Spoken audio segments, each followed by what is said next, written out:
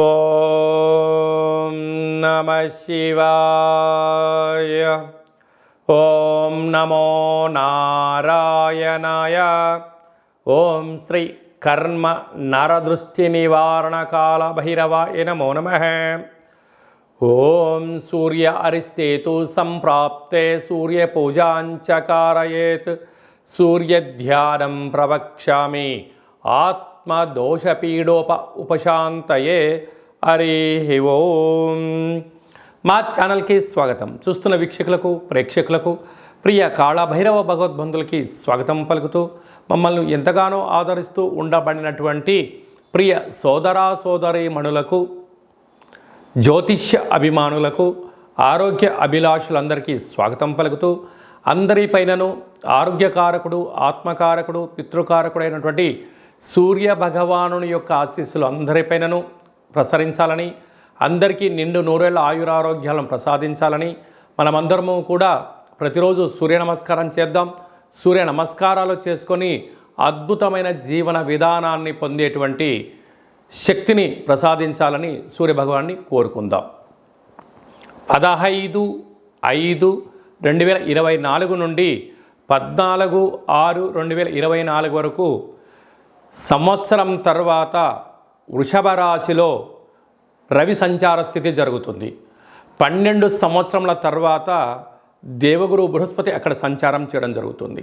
కనుక రవి చేత గురువు వృషభ రాశిలో సంచారం చేయడం వలన మనకు ముఖ్యమైనటువంటి పండగలు అంటే గృహప్రవేశాలు, భూమి పూజలు, ఉపనయనాలు, దేవతా ప్రతిష్టలు, వివాహాది శుభ కార్యక్రమాలు ఇది సరైన సమయం కాదు అని చెప్పి గమనించాలి.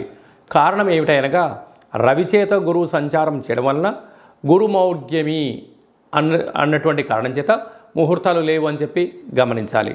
కనుక అందరిపైనను సూర్యభగవాన్ యొక్క ఆశీస్సులను కోరుకుందాం.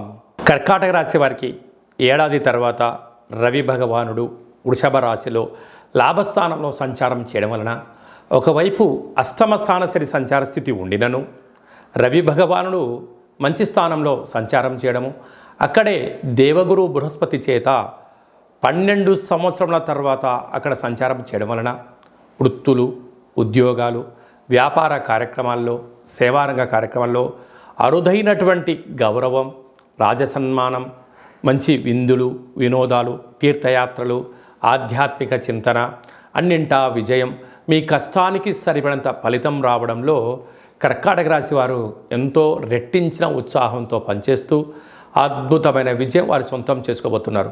కనుక ఇలాంటి కాల సమయంలో సమయాన్ని, ధనాన్ని వృధా చేసుకోకుండా వీలైనంత వరకు మౌనంగా ఉండడం, ఏదైనా ప్రతి విషయాన్ని క్షుణ్ణంగా చదవడం, వినడం, మాట్లాడేటువంటి కాల సమయంలో కొద్దిగా తక్కువగా మాట్లాడినా మంచి విషయ పరిజ్ఞానం కలిగినటువంటి మాటలు మాట్లాడగలిగితే మీ యొక్క ధనం, గౌరవం రెట్టింపవడం, సమాజంలో రాబోయే కాలం అంతా కూడా బంగారు భవిష్యత్తుకు ఇవి నాంది అని చెప్పి మీరు గమనించగలగాలి.